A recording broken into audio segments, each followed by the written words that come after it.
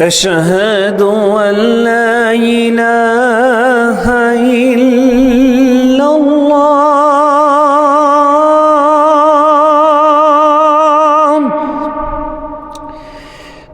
سوال کیا ہے کہ اگر روزے کی حالت میں آنکھوں سے آنسو آئیں اور رخسار میں بہتے ہوئے منہ میں چلے جائیں اور منہ میں ذائقہ محسوس ہو تو اس حالت میں روزہ باقی رہے گا یا نہیں؟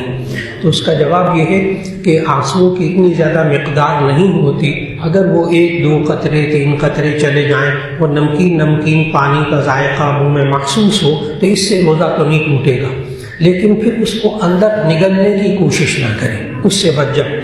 اور اگر اسے پوچھا ہے کہ آنکھوں میں دوا ڈال سکتے ہیں کہ نہیں، تو اس کا جواب یہ ہے کہ آنکھوں میں دوا ڈالنے سے روزہ بالکل نہیں ٹوٹتا، چاہے آپ دن میں 10 مرتبہ ڈالیں، اور وہ آنکھوں میں جو دوا ڈالتے ہیں اس کا کچھ دیر بعد حلق میں کڑوا ذائقہ بھی آتا ہے، پھر بھی اس سے روزہ نہیں ٹوٹتا۔ تو آنکھوں میں دوا بھی ڈال سکتے ہیں، سرما بھی لگا سکتے ہیں۔ ایک صاحب نے پوچھا ہے کہ زکوٰۃ کا نصاب کیا پیسے، چاندی اور سونے پر علیحدہ ہوتا ہے؟ آسان کر کے بتا دیں، یا سب کو اکٹھا کر کے زکوٰۃ دینی ہوتی ہے؟ تو اس میں آپ نے یہ بات سمجھنی ہوگی کہ زکوٰۃ کے لیے کل 4 چیزیں ہیں بنیادی طور پر: نقد رقم، روپیہ پیسہ، نقد رقم، سونا، چاندی، سامان تجارت۔ بنیادی طور پر یہ الگ چیزیں ہیں، اور جو نصاب نبی صلی اللہ علیہ وسلم نے بتایا وہ ہے 200 درہم چاندی، اس پر زکوٰۃ فرض ہوتی۔ اب 200 درہم کے برابر پیسے آ گئے تو زکوٰۃ فرض ہوگی، 200 درہم کے برابر چاندی ہوئی تو زکوٰۃ فرض ہوگی، 200 درہم کے برابر سامان تجارت ہوا تو اس پر ہوگی۔ اور سونے کا نصاب جو بتایا نبی صلی اللہ علیہ وسلم نے وہ 20 مسقال بتایا، جو کہ 7.5 تولے سونا بنتا ہے، 7.5 تولے سونا بنتا ہے۔ اب 200 درہم، 1 درہم کا وزن ہوتا ہے آج کل کے حساب سے 3 گرام 62 ملی گرام چاندی، تو 200 درہم کا وزن بنے گا 612 گرام چاندی، جس کو آپ 52.5 تولہ کہتے ہیں۔ اب 52.5 تولے پیسے کتنے بنتے ہیں آج کل کے حساب سے؟ کہ یکم رمضان کو بینکوں نے جو سرکاری طور پر زکوٰۃ کاٹی ہے، جو بالکل درست ہے کاٹنا، اس سے زکوٰۃ ادا ہو جاتی ہے، تو اس دفعہ حکومت پاکستان نے پورے پاکستان میں جو زکوٰۃ کا نصاب رکھا وہ 52.5 تولہ چاندی کا، وہ 1,79,635 روپے، اس پر زکوٰۃ کٹی ہے یکم رمضان کو بینکوں سے۔ اس کا مطلب یہ ہوا کہ اگر 1,80,000 روپیہ کسی کے پاس پڑے ہوں اور اس پر سال گزر جائے تو اس پر زکوٰۃ فرض ہوگی۔ اتنی چاندی پڑی ہو، 52.5 تولہ چاندی، تو صاحب نصاب ہو گئے۔ 7.5 تولے سونا ہو تو تب اس پر زکوٰۃ فرض ہو گئی۔ سامان تجارت 1,80,000 کا سامان تجارت تھا، اس پر سال گزرا تو زکوٰۃ فرض ہو گئی۔ یہ تو میں نے الگ بتایا۔ لیکن اگر کسی بندے کے پاس روپیہ پیسہ بھی ہے، سونا چاندی بھی ہے، مال تجارت بھی ہے، تو اب سب کی قیمت لگا لیں گے، سب کی قیمت لگا کر اس میں 2.5% یا 40واں حصہ زکوٰۃ ادا کر دیجیے۔ بہت آسان طریقہ میں نے بتایا، بہت آسان بات۔ ایک صاحب نے کہا کہ جمعے کے عربی خطبے میں کیا ہم اذان کا جواب دے سکتے ہیں، اور نبی صلی اللہ علیہ وسلم کا نام آئے تو ہم صلی اللہ علیہ وسلم کہہ سکتے ہیں کہ نہیں، اور 2 خطبوں کے درمیان جب امام صاحب بیٹھتے ہیں تو ہم دعائیں مانگ سکتی ہیں یا نہیں؟ تو اس کا جواب یہ ہے کہ اصل میں حضرت عبداللہ ابن عمر رضی اللہ تعالی عنہ نے نبی صلی اللہ علیہ وسلم کا ایک ارشاد نقل کیا، فرمایا نبی صلی اللہ علیہ وسلم نے اذا جلس الامام علی المنبر فلا صلاۃ ولا کلام، یہ ہے اصل بات۔ اذا جلس الامام علی المنبر، جب امام منبر پر بیٹھ جائے، فلا صلاۃ ولا کلام، تو اب کوئی نماز بھی نہیں پڑھنی، کوئی بات بھی نہیں کرنی۔ یہ وہ حدیث ہے جس کی وجہ سے نبی صلی اللہ علیہ وسلم نے فرمایا کہ اگر عربی میں خطبہ ہو رہا ہو تو کوئی باتیں کرے۔ جامع ترمذی کی حدیث ہے کہ اگر عربی کا خطبہ ہو رہا ہو اور کوئی لوگ باتیں کر رہے ہوں، کوئی دوسرا کہے اسکت، عربی میں اسکت حدیث میں آیا، اسکت، خاموش ہو جا، کوئی اگر یہ بھی بولے نا عربی خطبے میں تو نبی صلی اللہ علیہ وسلم نے فرمایا فقط لغا، اس نے بھی بیکار کام کیا، یہ بھی تو بولا۔ اس لیے کوئی عربی خطبے میں بولے تو اس کو یہ بھی نہیں کہنا چپ ہو جاؤ، کیوں یہ بھی بولا، اس کو کیا کہنا، اشارے سے، خاموش، زبان سے نہیں کہنا۔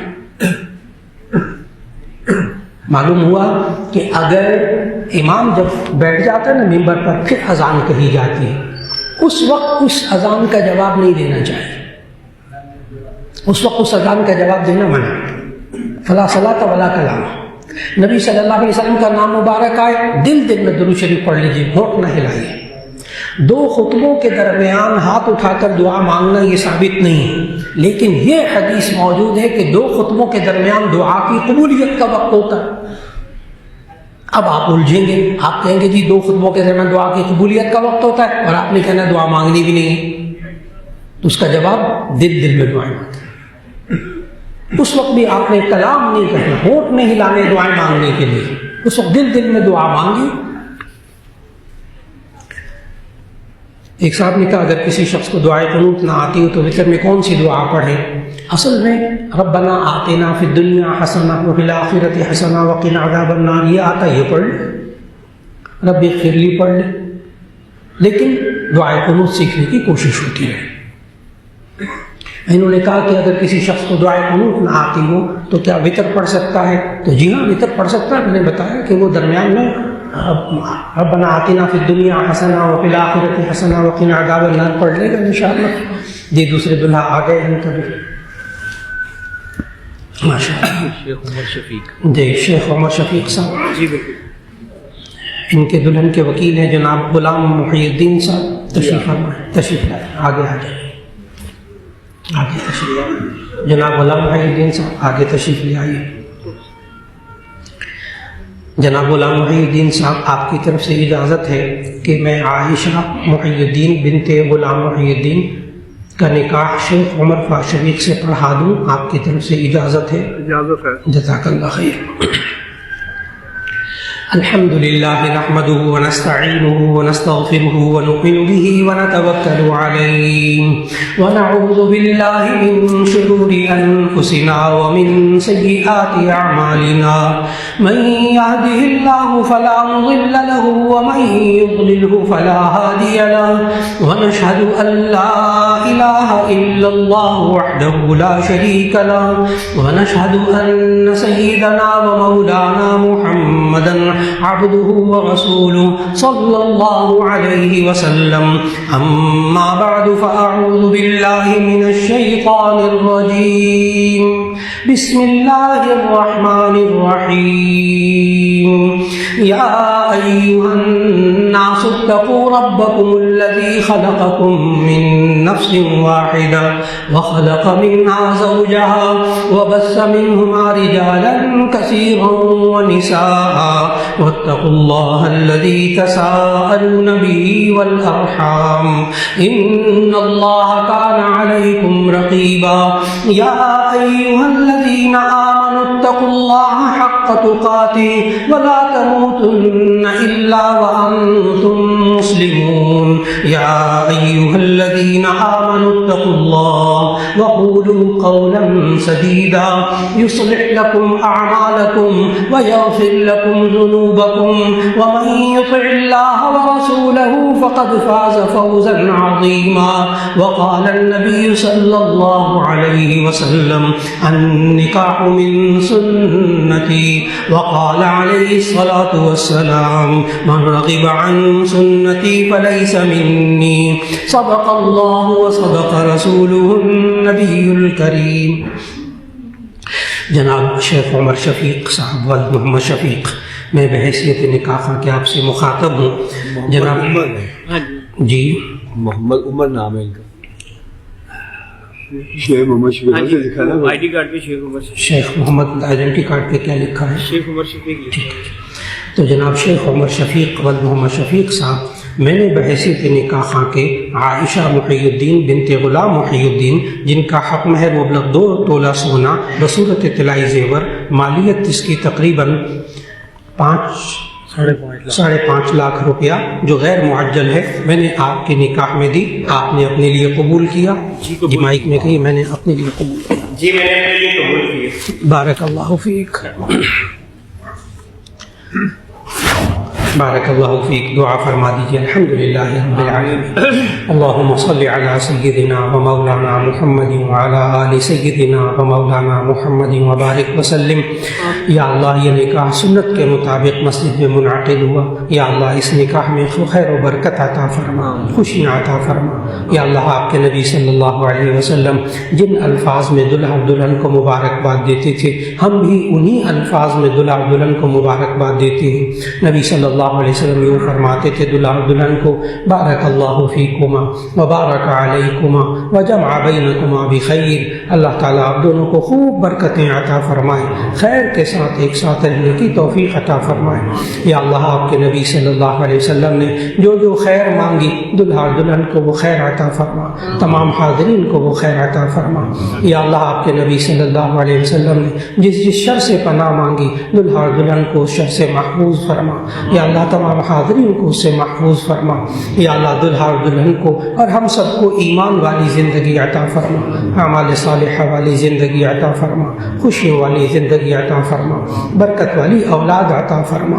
یا اللہ جس جس کے گھر میں بچے اور بچیاں جوان ہیں، رشتوں کی وجہ سے فکر مند ہیں، یا اللہ سب کے لیے رشتے نیک رشتے عطا فرما دے۔ یا اللہ اس نکاح کے عمل کو سادگی کے ساتھ شریعت کے مطابق کرنے کی توفیق عطا فرما دے۔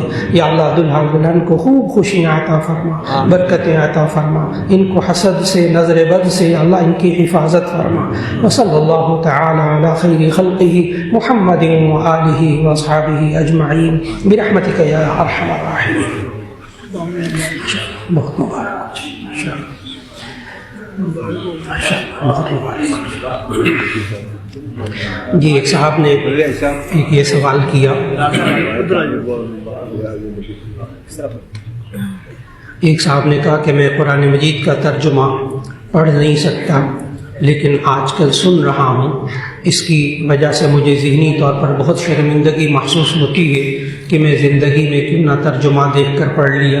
تو اس کا جواب یہ ہے بس جو گزرا اس پر توبہ اور استغفار، اور جو اللہ توفیق دے رہا ہے اس پر شکر کریں۔ سننے کی توفیق دے رہا ہے اس پر بھی شکر کریں۔ سن سکتے ہیں تو سن لیں، قرآن مجید سن سکتے ہیں، تلاوت سن لیں، لیکن پڑھنے کے اللہ توفیق دے دے تو قرآن مجید کی تلاوت ضرور کیجیے۔ تو بالکل اس بات میں شرمندگی محسوس نہ کریں، شرم محسوس نہ کریں کہ میں قرآن مجید ترجمہ نہیں پڑھا اب تک، میں اب سنتا ہوں اس عمر میں۔ جی سن رہے ہیں تو اس پر بھی شکر کریں، اللہ اس پر بھی انشاءاللہ ہدایت عطا فرمائے گا۔ ایک صاحب نے کہا کہ کیا موبائل سے تصویر بنانا یا بنوانا بھی گناہ کبیرہ کی فہرست میں آتا ہے؟ تو اس کا جواب ہے کہ حضرت مولانا مفتی تقی عثمانی صاحب دامت برکاتہم یہ فتویٰ دیتے ہیں کہ یہ جو موبائل کی تصویر ہوتی ہے یہ ڈیجیٹل تصویر ہوتی ہے، ڈیجیٹل تصویر ہوتی ہے، یہ تصویر کے حکم میں نہیں ہوتی، لہذا جو باہر دیکھنا جائز ہے وہ موبائل کی تصویر میں بھی دیکھنا جائز ہے۔ اس سے یہ نہیں کہنا چاہیے کہ حضرت نے فلمیں اور ڈرامے دیکھنے کی اجازت دے دی، نہ نعوذ باللہ من ذالک۔ وہ کہہ رہے ہیں جو باہر دیکھنا جائز ہے وہ اس تصویر میں دیکھنا بھی جائز ہے کہ وہ تصویر نہیں ہے، اور جو باہر دیکھنا ناجائز ہے وہ اس میں بھی دیکھنا ناجائز ہے۔ لیکن حضرت بہت سختی فرماتے ہیں، یہاں بھی حضرت تشریف لائے ابھی بخاری شریف کا آخری سبق پڑھانے کے لیے جامعہ شفیہ میں، تو سختی سے فرمایا کہ کوئی بندہ تصویر نہ اتارے، یہ مسجد ہے۔ یعنی وہ مفتی صاحب عظیم مفتی جنہوں نے بتایا کہ یہ ڈیجیٹل تصویر نہیں ہے، انہوں نے یہاں جامعہ شفیہ میں بھی اور اپنے ادارے میں بھی لوگوں کو سختی سے منع کرتے ہیں کہ تصویر نہ اتاریں۔ تو معلوم یہ ہوا کہ ضرورت کے وقت آپ کوئی تصویر اتارتے ہیں، پاسپورٹ کے لیے تصویر اتارتے ہیں، شناختی کارڈ کے لیے تصویر اتارتے ہیں، وہ جائز۔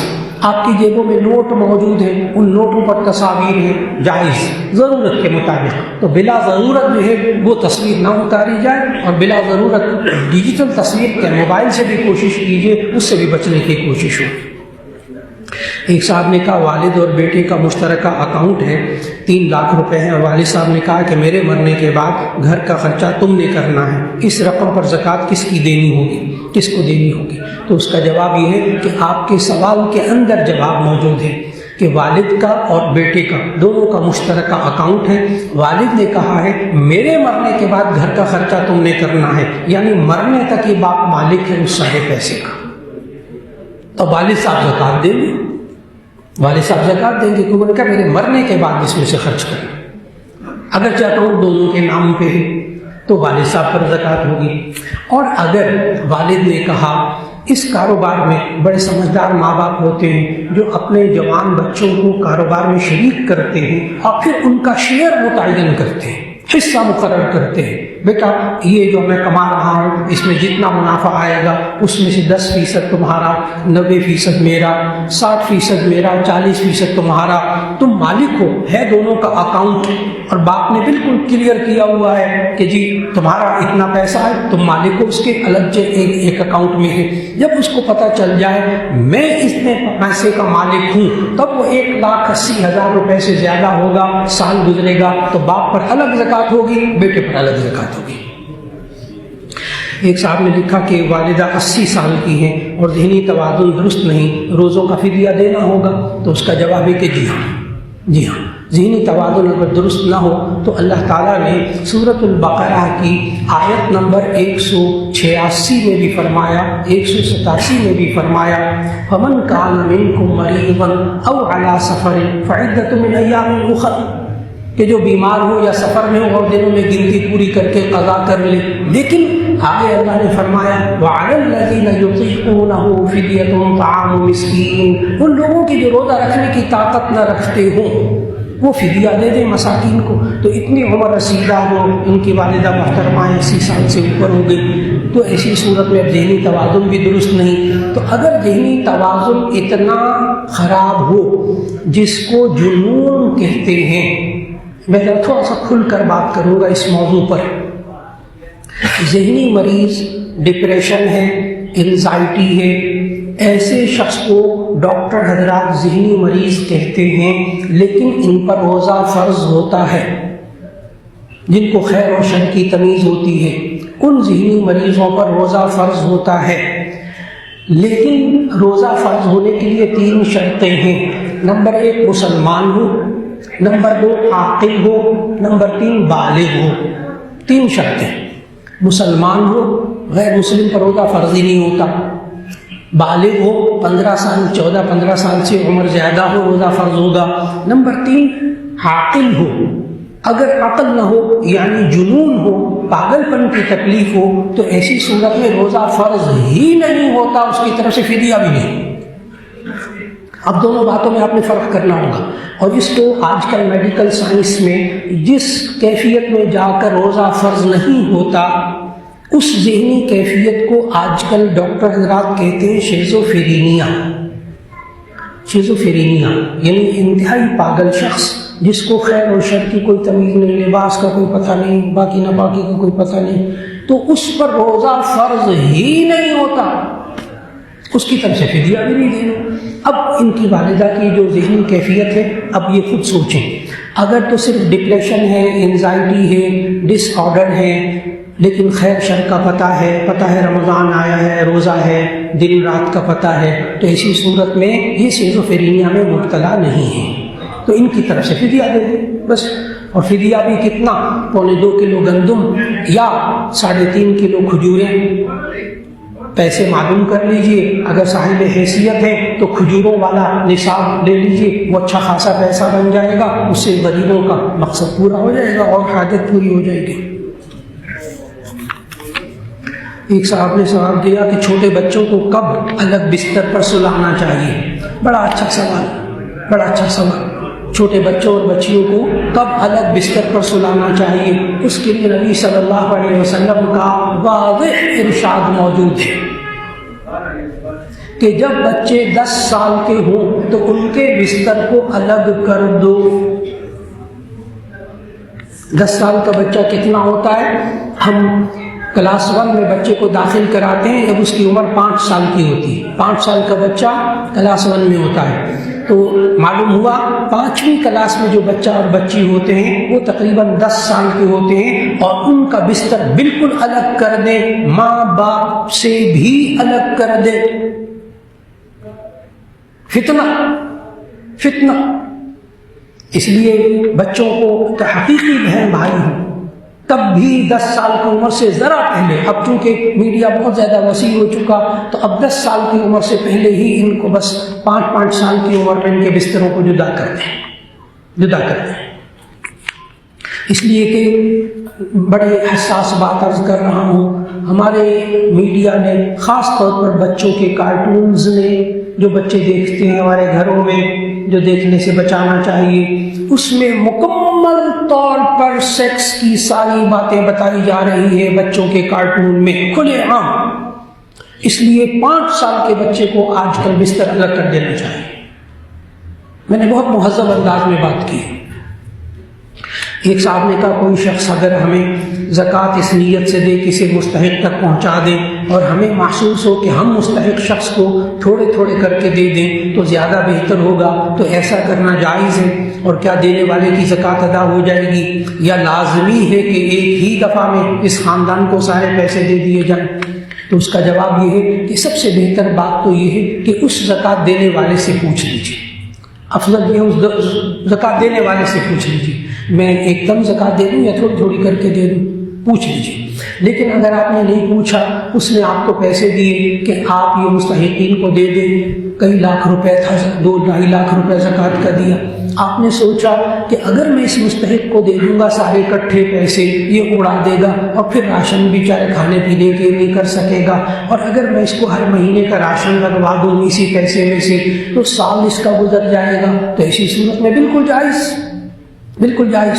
بس یہ ہے کہ اس کو بلا وجہ نہ روکا جائے، زکوٰۃ کے پیسے کی تقسیم کرنے کو بلا وجہ نہ روکا جائے. انشاءاللہ اس بندے کی زکوٰۃ ادا ہو گئی ہے انشاءاللہ. ایک صاحب نے کہا تہجد کی کتنی رکعت ہیں، ان کو عشاء کے ساتھ پڑھنے کا کیا طریقہ ہے؟ جی تہجد کی 2 رکعتیں بھی منقول، 4 بھی منقول. 4 پڑھ لیجیے رکعتیں تہجد کی. تہجد کا وقت ہوتا ہے آخری رات کا حصہ، آخری تہائی رات شروع ہوتی ہے سورج غروب ہونے کے بعد اور ختم ہوتی ہے صبح صادق پر. جب سحری کا وقت ختم ہوتا ہے تو صبح صادق کی اذان ہوتی ہے بس فجر کی، اس وقت تہجد کا وقت ختم ہو جاتا ہے. تو آج کل کوشش کیا کیجیے، اللہ نے بہت سے لوگوں کو توفیق دی ہوئی کہ وہ سحری ذرا 10-15 منٹ پہلے سحری کھا لیتے ہیں، وضو کر کے 4 رکعت پڑھ لیتے ہیں، پورا رمضان اللہ تہجد کی توفیق دے دیتا ہے. کیونکہ تہجد کا وقت آج کل مفت کی تہجد ہے. آج کل تو تہجد ہے رات کے آخری حصے میں. اگر آپ عشاء کی نماز پڑھتے ہیں، وتر پڑھتے ہیں، آخری حصے میں تو پڑھ لیں. لیکن انہوں نے جو سوال کیا تھا کیا عشاء کی نماز کے ساتھ تہجد پڑھنا، اس کے لیے ایک الگ حدیث ہے کہ اگر کوئی بندہ یہ سوچتا ہو کہ میں عشاء کی نماز پڑھوں گا، وتر پڑھوں گا، پھر اس کے بعد تہجد بھی پڑھوں گا، لیکن پتہ نہیں مجھ سے اٹھا نہیں جائے گا، میں ابھی 2 نفل پڑھ لیتا ہوں، تو اللہ تعالیٰ اس کو بھی ثواب عطا فرما دے گا. وہ ثواب کی بات، تہجد نہیں، ثواب کی بات. ایک ثواب حقیقت والا ہوتا ہے، ایک فضیلت والا ہوتا ہے. ماں باپ کے چہرے کی طرف محبت بھری نگاہ سے دیکھیں، ایک حج اور عمرے کا ثواب ملتا ہے تو پھر 12 لاکھ خرچ کرنے کی ضرورت نہیں ہے. نہیں، وہ فضیلت والا ثواب، حقیقت والا ثواب. اب سورہ قل هو اللہ، بخاری شریف کی حدیث ہے، قل هو اللہ آپ پڑھیں تو 1/3 قرآن پڑھنے کا ثواب ملتا ہے، ثلث القرآن. لہذا 3 دفعہ قل هو اللہ پڑھیں تو پورے قرآن کا ثواب مل جائے گا. تو پھر قرآن نہ پڑھیں، بس قل هو اللہ. تو اس کا جواب کیا ہوا؟ ایک ہے ثواب حقیقت والا، ایک ہے فضیلت والا. تو حقیقت والا ثواب تو پورا قرآن پڑھنے سے ملے گا، اور فضیلت والا ثواب 3 دفعہ قل هو اللہ پڑھنے سے مل جائے گا انشاءاللہ. ایک صاحب نے کہا تراویح سنت مؤکدہ ہے یا غیر مؤکدہ، کیا مرد گھر میں اکیلا پڑھ سکتا ہے؟ تو اس کا جواب غور سے سنیے گا. تراویح سنت مؤکدہ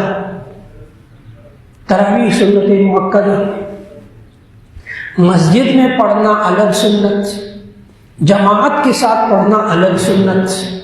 بڑا ٹھہر کر بول رہا ہوں. تراویح پڑھنا سنت مؤکدہ، مسجد میں پڑھنا سنت، جماعت کے ساتھ پڑھنا سنت. اب کوئی بندہ اکیلا پڑھ لے گا تو اس کی سنت مؤکدہ تراویح ادا ہو جائے گی. گھر میں جماعت کرائے گا تو مسجد کا ثواب نہیں ملے گا، گھر کا مل جائے گا، لیکن تراویح اس کی ہو جائے گی انشاءاللہ.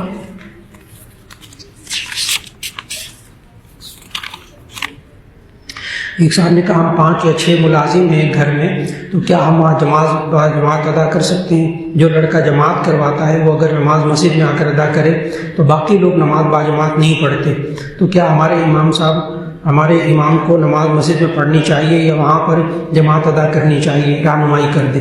یہ والی باتیں نا آج کل فیکٹری میں دفاتر میں بہت زیادہ سامنے آ رہی ہیں کہ سب کو پتہ ہے کہ اگر ہم نے نماز کا وقفہ کر دیا نا تو انہوں نے کام پہ دوبارہ نہیں آنا۔ یہ پھر اسی وقت میں بچوں کو اسکول سے لینے کا کام بھی کرے گا، سبزی بھی لے کر آئے گا، کھانا بھی کھائے گا، تھوڑا سا گھر میں آرام کر کے بھی آئے گا۔ اس لیے لوگ اب دفاتر میں چھٹی نہیں دے رہے نماز کے لیے، وہ کہتے ہیں ہم ایک پریئر روم، ایک عبادت کے لیے جائے نماز مصلی بنا دیتے ایک کمرے میں، وہاں سب لوگ جماعت کے ساتھ نماز پڑھیں، تو کم از کم ان کی فرض نماز تو ادا ہوگی نا۔ وہاں بھی یہی چیز ہے، نماز پڑھنا فرض، جماعت کے ساتھ پڑھنا سنت، مسجد میں پڑھنا سنت۔ اب غور کیجیے گا، نماز پڑھنا فرض، مسجد میں پڑھنا سنت، جماعت کے ساتھ پڑھنا سنت۔ اگر یہ دفتر کے کسی کمرے میں جماعت کے ساتھ نماز پڑھے گا تو اس کو جماعت فرض بھی ادا ہو گیا، جماعت کا ثواب بھی مل گیا، ایک ثواب رہ گیا اور وہ کیا ہے؟ مسجد۔ اب کسی عذر کی وجہ سے اگر حالات ایسے ہیں کہ باہر جائیں گے یہ لوگ تو نماز نہیں پڑھیں گے اور یہ اکیلا بیچارہ وہاں چلا جائے گا مسجد میں، تو انشاءاللہ اللہ تعالیٰ اس کو مسجد کا ثواب عطا فرما دے گا۔ اس کو پتہ ہے اگر میں نے ان کو نماز نہ پڑھائی نا جماعت کے ساتھ، انہوں نے نماز پڑھنی نہیں کسی نے، میں جماعت کے ساتھ جہاں کو نماز پڑھاؤں گا، انشاءاللہ اللہ ثواب عطا فرما دے گا۔ ایک صاحب نے کہا قبرستان کے بارے میں کیا حکم ہے؟ کیا قبر والے کو پتہ ہوتا ہے کہ قبر پر کون آیا ہے؟ جی، جتنی بات اللہ اور اس کے رسول صلی اللہ علیہ وسلم سمجھائیں اتنی بات پر عمل کر لیں، باقی اپنے دماغ کی کھڑکیوں کو بند فرما دیں۔ نبی صلی اللہ علیہ وسلم نے فرمایا جب تم قبرستان میں جایا کرو تو یوں کہا کرو السلام علیکم یا اہل القبور، تو آپ سلام کریں۔ وہ سنتے ہیں کہ نہیں سنتے؟ آپ اس بحث میں نہ جائیں، ضرورت نہیں۔ آپ کو جو کہا گیا وہ کریں، وہ جواب دیتے ہیں کہ نہیں؟ یہاں آپ کو کیا ضرورت ہے اس بحث میں پڑھنے کی؟ آپ کو جو کہا گیا وہ کیجیے، آپ جا کر دعائے مغفرت کیجیے، ان کی مغفرت ہو جائے گی، بات مکمل ہوگی۔ تو ان بحثوں میں نہیں پڑھنا چاہیے۔ تو قبرستان میں جائیں تو جانا سنت، نبی صلی اللہ علیہ وسلم قبرستان میں جاتے تھے، قبرستان جانا چاہیے مغفرت کے لیے، تمام وہاں کے لوگوں کی مغفرت کے لیے، اپنے عزیز وغیرہ کے مغفرت کے لیے۔ اس طرح بندے کو آخرت یاد رہتی، اپنی موت یاد رہتی، بہت فرق پڑتا ہے طبیعت۔ اگر نماز کے دوران قمیص یا ٹراؤزر پر کوئی تصویر ہو تو کیا نماز ہو جائے گی؟ جی، قمیص پر نہیں ہوتی، عام طور پر وہ شرٹس ہوتی ہیں اور ایسی چیزیں، جرابیں، کبھی ان پر کوئی تصویر بنی ہوتی ہے، جیکٹ پر پیچھے تصویر بنی ہوتی ہے، اس کے بارے میں ذہن میں رکھیے گا۔ اگر تو قمیص پر کبھی بٹنوں کے اوپر تصویر بنی ہوتی ہے، کبھی کوئی مونوگرام ہوتا ہے اس میں تصویر ہوتی ہے، تو ایسی صورت میں اگر تو وہ تصویر ہے اس میں ناک، کان، آنکھ بنے ہوئے ہیں، اگر تصویر جاندار کی، کسی جانور کی یا انسان کی، اس میں آنکھ، ناک، کان واضح ہیں، تو ایسی صورت میں اس میں نماز پڑھنا مکروہ ہے۔ اگر پڑھی تو نماز ہو گئی، یہاں تک ایک بات ہو گئی۔ اچھا، اگر وہ تصویر اتنی باریک ہے کہ بٹنوں میں تصویر ہے لیکن دیکھنے میں ایک دم نہیں پتہ چلتا کہ تصویر ہے، تو فقہا نے لکھا کہ اس سمیت نماز ہو جائے گی۔ نمبر 3، اگر تصویر نہیں بلکہ خاکہ ہے، جیسے بعض شرٹوں کو نا شیر کا خاکہ بنا ہوتا ہے لیکن آنکھ، ناک، کان اس میں واضح نہیں ہوتے، بعض شرٹس ہوتی ہیں ان میں عقاب بنے ہوتے ہیں، عقاب، ٹھیک، لیکن خاکہ بنا ہوتا ہے، تو ایسی صورت میں صرف جاندار کا خاکہ بنا ہوا ہے، اس میں آنکھ، ناک، کان واضح نہیں ہے، تو خاکہ اگر شرٹ پر بنا ہو پھر نماز بلا کر ہاتھ درست ہو جاتی ہے۔ ایک صاحب نے کہا خطبے سے پہلے جو اذان ہوتی ہے کیا اس کا جواب دینا چاہیے یا نہیں؟ وہ ابھی بات ہو گئی کہ خطبے سے پہلے جو اذان یہاں دی جاتی ہے، جب امام عربی کا خطبہ دینے کے لیے کھڑا ہوتا ہے تو اس کا جواب نہیں دینا، کلام نہیں کرنا، خاموش۔ ایک صاحب نے کہا پرفیوم روزے میں لگانے سے روزہ ٹوٹ جاتا ہے یا نہیں؟ تو اس کا جواب ہے عطر परफ्यूम, परफेसीज, यूडिकलोन, ये सारी जितनी खुशबुएं हैं, इनके लगाने से रोज़ा मकरूह भी नहीं होता, टूटता भी नहीं, मकरूह भी नहीं होता। तो खुशबू लगाने से, खुशबू सूंघने से रोज़ा नहीं टूटता। हाँ, अलबत्ता ये जो विक्स होती है ना, विक्स, इसको सूंघने से रोज़ा टूट जाता है, क्योंकि विक्स के अंदर आपको मालूम मेंथोल होता है, विक्स के अंदर मेंथोल होता है। मेंथोल को आसान करके बताऊं, पेपरमिंट, पेपरमिंट को और आसान करूं, पुदीना, पुदीने का सत्व, विक्स के अंदर पुदीने का सत्व, मेंथोल ये पुदीने के सत्व को कहते हैं। तो जब इंसान वो नाक में सूंघता है ना, तो इसके बाकायदा उस दवाई के ज़र्रात नाक में जाते हैं, उससे रोज़ा टूट जाता है। इसी तरह ये जो इन्हेलर होता है, इन्हेलर वो पफ जिसको कहते हैं, बटन दबाने वाला, कैप्सूल वाला, बोतल वाला, तो उसमें जब आप एक दफ़ा दबाते हैं ना पफ को, इन्हेलर को, सांस के मरीज़ लेते हैं, तो ऐसी सूरत में वो दवा हलक में जाती है। जब आप मुँह में रख के करते दवा हलक में जाती है, तो यूँ ही हलक में जाती रोज़ा टूट जाता है।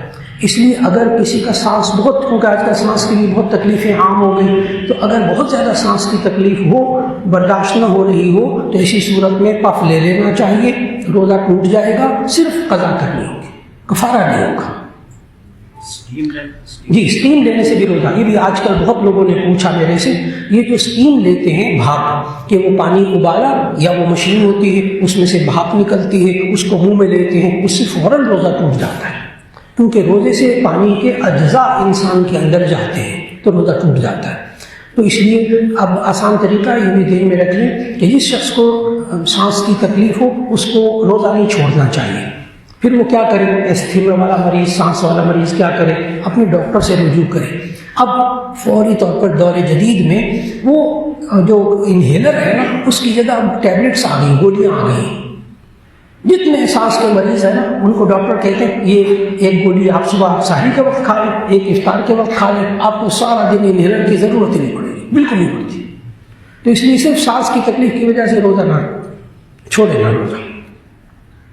एक साहब ने कहा सफ़र में नौजवान रोज़ा न रखे तो ये सही है कि नहीं। इन्होंने पूछा सफ़र में नौजवान नियमत है, नौजवान रोज़ा न रखे तो क्या ये सही है कि नहीं। तो उसका जवाब अच्छी तरह कुरान मजीद सूरह बकरा आयत नंबर 185, फमन काना मिनकुम मरीज़न औ अला सफ़रिन फ़इद्दतुम मिन अय्यामिन उख़र, जो कोई तुम में से बीमार हो या सफ़र में हो और दिनों में गिनती पूरा कर। तो अगर नौजवान है, हिम्मत है, सफ़र भी थकान वाला नहीं है, हवाई जहाज़ में सफ़र करना है, लेकिन वो नौजवान कहता है मैं रोज़ा नहीं रखूँगा सफ़र की वजह से, जायज़ है। मुसाफिर के लिए रोज़ा छोड़ना जायज़ है, लेकिन क़ज़ा करना फ़र्ज़ है। वो अल्लाह ताला ने हुक्म दिया इस आयत में, फ़मन काना मिनकुम मरीज़न औ अला सफ़रिन फ़इद्दतुम मिन अय्यामिन उख़र, और दिनों में गिनती पूरी करो। लेकिन सफ़र में अगर देखा कि थकन नहीं हो रही, बड़ा आरामदेह सफ़र है, हवाई जहाज़ का सफ़र है, कोई बात नहीं मैं रोज़ा रख लेता हूँ, जायज़। अपने आप को मुशक्क़त में नहीं डालना, मुशक्क़त में नहीं डालना। अगर तंगी बर्दाश्त कर रहा है, रोज़ा रख रहा है, इसको नबी सल्लल्लाहु अलैहि वसल्लम ने मना फरमाया।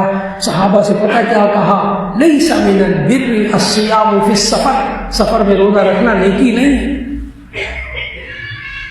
जब मैंने सहूलत दी उसको इख्तियार करें, लेकिन अगर आप सहूलत वाला सफ़र कर रहे हैं, कोई थकन नहीं, तो रोज़ा रख लें, बिल्कुल जायज़।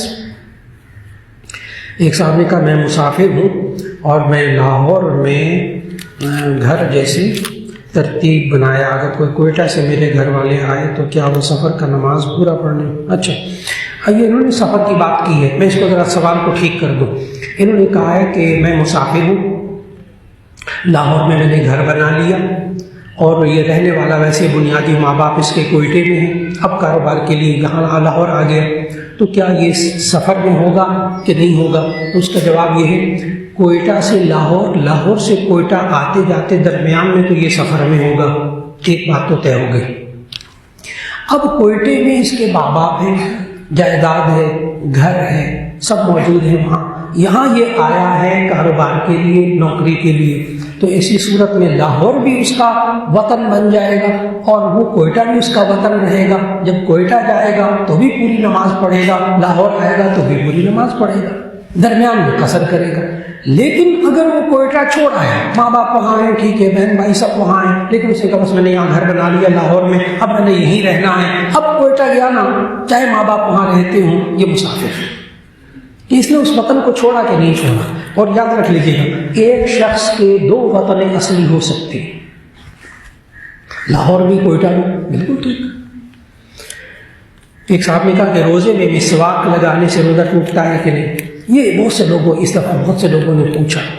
اصل میں ایک حدیث ہے جو روزے دار بہت زیادہ سنتے ہیں، جامع ترمذی کی حدیث ہے کہ نبی صلی اللہ علیہ وسلم نے فرمایا جو شخص روزہ رکھتا ہے تو اس روزے دار کے منہ کی بو اللہ کو مشک سے بھی زیادہ پسندیدہ ہے.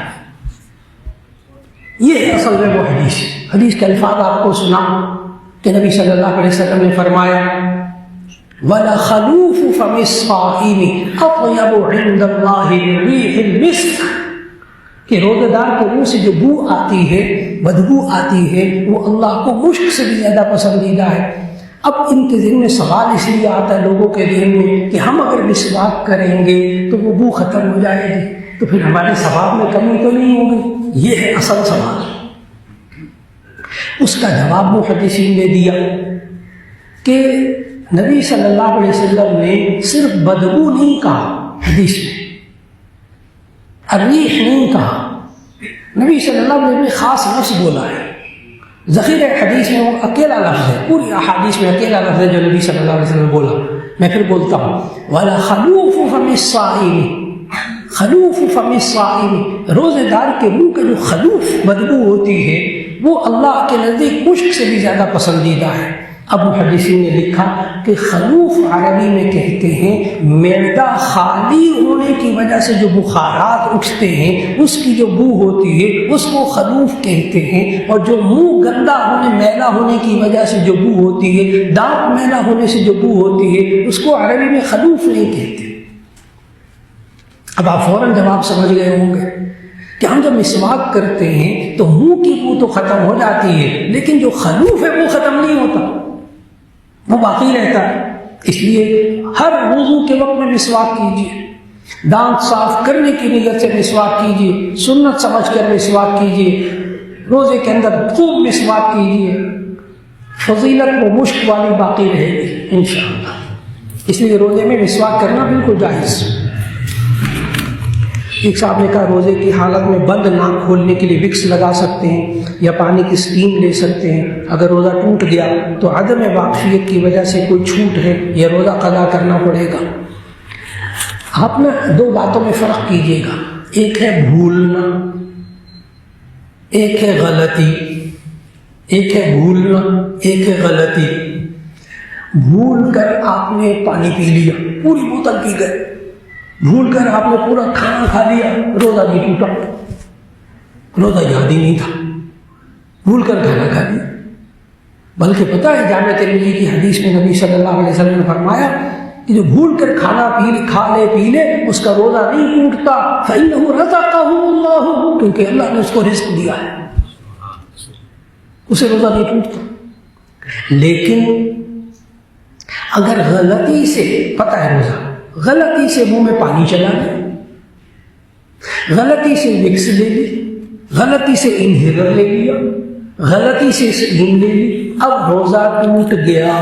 صرف قضا لازم ہوگی، کفارہ نہیں ہوگا. کفارہ صرف ہوگا جب جان بوجھ کر کھائے گا پیے گا، پھر وہ 60 روزے، پھر مشکل مسئلہ. تو اس لیے آپ نے بڑا اچھا سوال کیا بھائی صاحب نے. انہوں نے کہا وضو کرتے ہوئے ناک میں پانی گیا اور وہ حلق میں چلا گیا تو اسی صورت میں روزہ ٹوٹ جائے گا کہ نہیں؟ تو اس کا جواب یہ ہے اس کو کہتے ہیں غلطی، اور میں نے بھی بتایا اس سے روزہ ٹوٹ جائے گا. اور اب میں احتیاط بھی بتاتا ہوں. یہ جو لوگ ہیں نا عام طور پر وضو کرتے ہیں، یہ درست ہے کہ نبی صلی اللہ علیہ وسلم نے حدیث میں سمجھایا تم ناک میں خوب اچھی طرح ناک میں پانی لیا کرو. یہ حدیث جامع ترمذی میں موجود، محدثین نے لکھی. کہ خوب اچھی طرح ناک میں پانی لیا کرو، اور خوب اچھی طرح کا مطلب محدثین نے بتایا کہ یہ جو ناک کا نرم حصہ ہے بس اس کے اندر پانی پہنچا دینا مقصود ہے. یہ جو ہاتھ میں چلو میں پانی لے کر ناک کے پاس رکھ کر پانی اندر کھینچتے ہیں، بہت بڑی غلطی کرتے ہیں. یہ شریعت کا حکم نہیں ہے. بس آپ چلو میں پانی لیں، یوں کر کے ڈالیں، جتنا چلا جائے نرم حصے میں بس. یہ جو ناک میں پانی گھسیٹتے ہیں یہ شرعی حکم نہیں ہے. اس لیے کہ اگر یہ کوئی بندہ عادی ہو جائے اس چیز کا کہ ناک میں خوب اچھی بار بار اوپر تک پانی گھسیٹتا ہے اندر سانس سے، ایسے بندے کے کچھ عرصے کے بعد قوت شامہ یعنی سمیل کی، سونگھنے کی طاقت ختم ہو جاتی ہے، اور ایسے بندے کی ناک ہمیشہ بہتی رہتی ہے. یہ اللہ نے 2 حدود رکھے ہیں، خیشوم، ناک کے اندر 2 حدود رکھے ہیں. ان حدود کے ذریعے انسان سونگھتا ہے اور انہی حدود کے ذریعے اندر سے آنے والا ریشہ رکتا ہے. جب یہ بار بار پانی چڑھاتا ہے نا تو ایسی صورت میں وہ حدود بیکار ہو جاتے ہیں آہستہ آہستہ، پھر ہر وقت اس کی ناک بہتی رہتی ہے. تو اس لیے 2 بیماریاں لاحق ہوتی ہیں. اس لیے عادت بالکل نہیں بنانی چاہیے. اسی طرح بہت سے لوگوں کو غلط فہمی ہے کہ جب وہ غسل کرتے ہیں تو غرغرہ کرتے ہیں، پانی میں ڈال کے نا حلق میں کرتے ہیں. وضو کے اندر 4 فرض، غسل کے اندر 3 فرض، وضو کے اندر 4 فرض.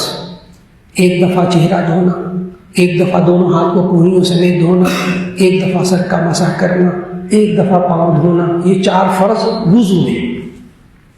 غسل میں 3 فرض، 1 دفعہ کلی کرنا، 1 دفعہ ناک میں پانی ڈالنا، 1 دفعہ پورے بدن پر پانی بہانا. تو میں نے بتایا کلی کرنا یہ تو فرض ہے، غرغرہ فرض نہیں ہے. اس رمضان میں بہت سے لوگوں نے یہ والا مسئلہ پوچھا کہ جی وہ میں نے غسل واجب ہو گیا، اب میں غسل نہیں کر رہا کیونکہ میں غرغرہ نہیں کر سکوں گا، غرغرہ نہیں کروں گا میرا غسل نہیں ہوگا. پھر ان کو سمجھایا اللہ کے بندے غرغرہ کرنا فرض نہیں ہے، صرف کلی کرنا فرض ہے. اور غرغرہ روزے کی حالت میں بالکل نہیں کرنا چاہیے غسل جنابت میں. آپ پورا زور لگا لیں، غرغرہ کریں گے پانی حلق سے نیچے جائے گا، سوال ہی پیدا نہیں ہوتا کوئی روک سکے، روزہ ٹوٹ جائے گا. اس لیے غسل واجب میں غرغرہ نہ کیجیے، روزے کی حالت میں بالکل نہیں کرنا. آپ نہیں قدرت رکھیں گے اس پانی کو روکنے کی. حلق میں کھٹی ڈکار، طے نہیں کہتے اس کو، کھٹی ڈکار، اس کے آنے سے روزہ نہیں ٹوٹتا. جی ہاں، نبی صلی اللہ علیہ وسلم نے ہمیں سمجھایا جب انسان وضو کرے تو ایسی صورت میں اس طرح وضو کرے کہ بال برابر بھی جگہ خشک نہ رہے، ایڑیاں خشک نہ رہیں، کونے خشک نہ رہے، انگلیوں کے درمیانی حصے خشک نہ رہے. اگر خشک رہ گئے تو وضو نہیں ہوگا، غسل نہیں ہوگا. بالکل حدیث صحیح.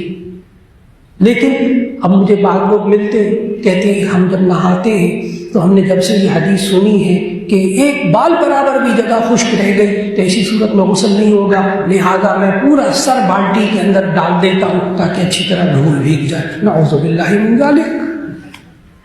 مجھے آ کر خود کہا مولانا جب سے میں نے حدیث سنی ہے میں بالٹی کے اندر سر ڈال دیتا ہوں. میں نے کہا اللہ کے بندے کان کے اندر پانی چلے جاتا ہے، ناک کے اندر پانی چلا جاتا ہے، کیا کرتے ہو؟ یہ شرعی حکم نہیں ہے. بس آپ 3 مرتبہ پانی بہائیے سر پر، انشاءاللہ بال کے برابر. یہ شک کی بیماری ہے نا، شک کی بیماری، اس سے بچنا چاہیے. شک یہ شیطان ڈالتا ہے. رحمان کہتا ہے 3 مرتبہ تم دھو پاک ہو گئے. شیطان کہتا نہیں ابھی پاک نہیں، ابھی تھوڑا سا اور ہے. اب یہ بندہ آدھا گھنٹہ لگائے گا نہانے میں، گھنٹہ غسل خانے میں گھسا رہے گا. وہ شیطان گھسا کے رکھتا ہے. اور جو رحمان کے حکم پر عمل کرتا ہے وہ اللہ اور اس کے رسول صلی اللہ علیہ وسلم کے حکم پر عمل کرتا ہے تو وہ 3 مرتبہ کلی کرتا ہے، 3 مرتبہ ناک میں پانی ڈالتا ہے، 3 مرتبہ پورے بدن پر پانی بہاتا ہے، غسل خانے سے باہر آ جاتا ہے. اور یہ جو وقت لگانے والے ہیں نا زیادہ، یہ سب شیطان کا کہنا مانتے ہیں. یہ کوئی متقی نہیں ہے، سب شیطان کا. یعنی رحمان کہتا ہے تم پاک ہو گئے، شیطان کہتا ہے پاک نہیں، وہ بھی تھوڑا سا ہو. تو یہ شیطان کی بات مانتا ہے. شک کرنے والا ہمیشہ شیطان کی بات مانتا ہے. بس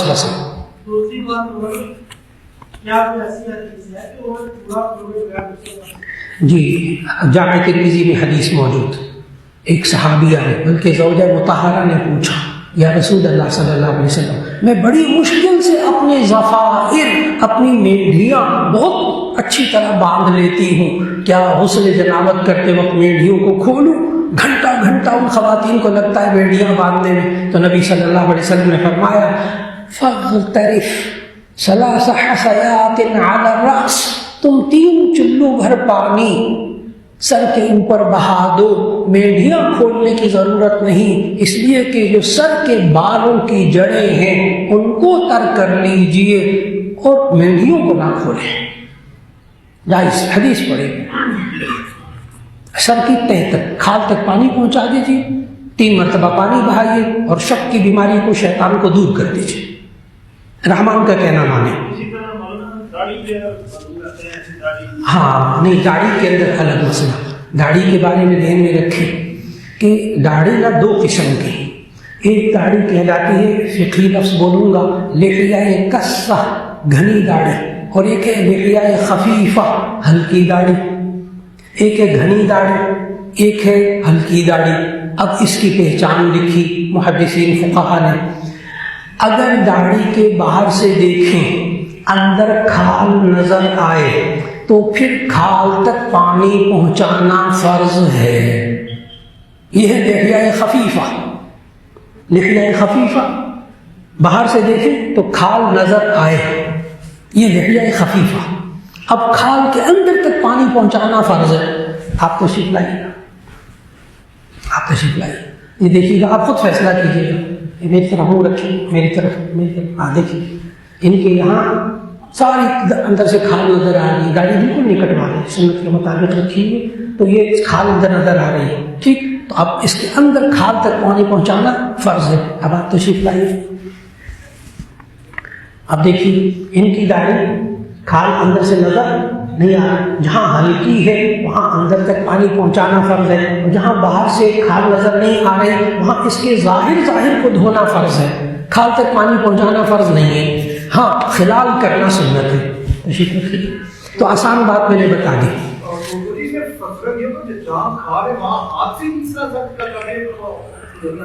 جی بس دی جی جی بھائی صاحب نے سوال کیا ہے جہاں ہلکی داڑھی ہے تو کیا حضور سے ہاتھ ملے؟ نہیں، پانی پہنچانا فرض ہے۔ بیٹھا ہوا رگڑ ہے داڑھی کو، اعوذ باللہ من ذالک، شریعت کا حکم نہیں ہے۔ 3 دفعہ منہ دھوئے، بس یہ کھال کے اندر پانی پہنچ گیا، اس کو ملنے کی ضرورت نہیں ہے۔ بیٹھا ہے زور سے بیٹھے نہ کرے، پانی پہنچا دے بس۔ دین کے میں نے کہا نا، رحمان کہتا ہے پانی پہنچ گیا، وضو ہو گیا، ٹھیک؟ شیطان کہتا ہے ابھی نہیں، تھوڑا سا اور زور لگا۔ نہ، شیطان کی بات نہیں مانی، میں نے پھر کہا وسوسہ۔ جی کسی کے پاس 5 لاکھ روپے ہو، اس نے کر دیا ہو، اس پہ بھی زکات کا؟ جی تشریف رکھیے گا۔ بھائی صاحب کا سوال یہ ہے، کسی نے 5 لاکھ روپیہ اس کے پاس موجود ہے نقد، لیکن اس نے دکان میں مال ڈالنے کے لیے قرض لے لیا، گھر بنانے کے لیے قرض لے لیا، یا کسی اور کوئی قرض تھا، کسی وجہ سے بیماری شماری آئی، تو ایسی صورت کے اندر جو قرض اس نے اپنی ذاتی ضروریات کے لیے لیا ہے اس کو 5 لاکھ میں سے الگ کر دے۔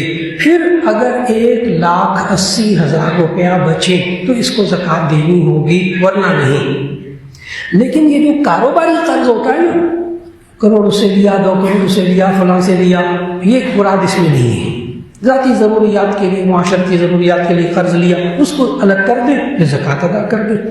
ایک صاحب نے کہا کہ اگر کسی شخص نے ذاتی مکان خریدنے کے لیے 50 لاکھ کی رقم رکھی ہو اور مکان خریدنے کے لیے بات چل رہی ہو تو کیا اس پر زکوٰۃ دینی ہوگی، جبکہ وہ شخص سال سے زکوٰۃ ادا کر رہا ہو، کئی سال سے؟ تو اس کا جواب یہ ہے، زکوٰۃ واجب ہوتی ہے صرف 2.5%، صرف 2.5%۔ اور جو 50 لاکھ روپیہ اس نے رکھا ہوا ہے بیٹی کی شادی کے لیے، گھر بنانے کے لیے، اس پر ہر سال زکوٰۃ فرض ہوگی۔ اور یہ جو ابھی دینا ہے نا، اس نے ابھی دینا ہے، تب بھی وہ دیکھے گا کہ اس میں زکوٰۃ اس کو دینی ہوگی 2.5% سے۔ اللہ اتنی مال میں برکت دے گا کہ انشاءاللہ مال کم نہیں ہوگا، تو زکوٰۃ دینی ہوگی۔ ایک صاحب کا زکوٰۃ کے مال پر سال گزرنا ضروری ہے، اس کی وضاحت کر دیں۔ جی اصل میں 1,80,000 روپیہ جس بندے کے پاس آیا وہ صاحب نصاب ہو گیا, اس پر زکوٰۃ فرض ہو گئی, یہ صاحب نصاب ہو گیا. زکوٰۃ ادا کرنا کب فرض ہوگا؟ 1 سال کے بعد. بہت آسان کر کے میں نے بتایا. ایک ہے زکوٰۃ کا فرض ہونا, ایک ہے زکوٰۃ کی ادائیگی کا فرض ہونا, دونوں میں فرق ہے. صاحب نصاب ہوا, صاحب نصاب ہو گیا, زکوٰۃ فرض ہو گئی. ادا کرنا بھی فرض نہیں ہوا. ادا کرنا کب فرض ہوگا؟ سال کے بعد. اس لیے اگر سال سے پہلے زکوٰۃ ادا کرنا چاہے تو ادا کر لے, جائز, کیونکہ اس پر زکوٰۃ فرض تھی. کوئی لوگ ایڈوانس زکوٰۃ دینا چاہتے ہیں, دے دیں. میں ضرورت مند لگ رہا ہے, میں 2-3 سال کی اکٹھی زکوٰۃ دے دیتا ہوں, جائز. ایڈوانس زکوٰۃ دینا جائز.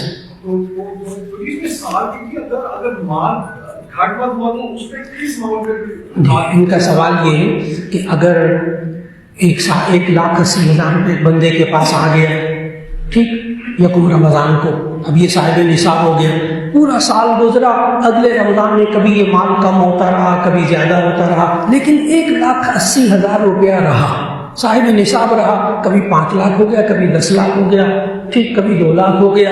اب آئندہ یکم رمضان کو اس فلیکچویشن کو, اس اتار چڑھاؤ کو زکوٰۃ میں بالکل نہیں دیکھا جائے گا. یکم رمضان کو وہ 1,80,000 کا مالک ہو گیا, یہ صاحب نصاب ہو گیا. اب آئندہ یکم رمضان کو جتنا مال ہوگا اس پر زکوٰۃ ہوگی, باقی سال بھر کے اتار چڑھاؤ کو بالکل نہیں دیکھا جائے گا.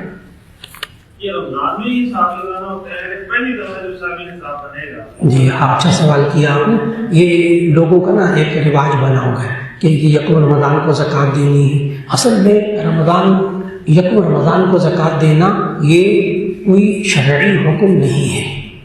صرف اتنی سی بات ہے کہ یہ رمضان میں زکوٰۃ دیں گے تو آپ کو 70 مرتبہ زکوٰۃ ادا کرنے کا ثواب ملے گا. ایک فرض کا ثواب 70. تو ایسی صورت میں اگر کوئی بندہ رمضان میں زکوٰۃ دے دے, بالکل ٹھیک. فرض کب ہوگی؟ جس مہینے کی جس تاریخ کو اس کے پاس 1,80,000 آیا, حساب وہیں سے شروع ہوگا. اب جیسے کہ میرے پہ زکوٰۃ فرض ہوتی ہے 10 شوال کو, تو میں نارملی جس دن زکوٰۃ فرض میرا پورا فسکل ایئر پورا ہوتا ہے زکوٰۃ والا, میں اس کے فوری بعد دے دیتا ہوں. تو should I wait for the Ramzan or should I give it away on the 10th of Shawwal? جی دیکھیے, تشریف رکھیے. جب یکم شعبان آئے گی, آپ نے کہا یکم شعبان کو میں صاحب نصاب ہوا تھا, اب میں نے یکم شعبان کا رکھا ہوا ہے. یکم شعبان کو آپ زکوٰۃ کا حساب کر رہے ہیں, زکوٰۃ اپنی تجارت وغیرہ جو کچھ حساب کر کے طے کر لیں, میں نے اتنی زکوٰۃ دینی ہے, ٹھیک ہو گیا. اب چاہے وہ رمضان میں دیں, چاہے عید کے بعد دیں, چاہے بڑی عید کے بعد دیں, حساب آپ یکم شعبان کو کر لیں.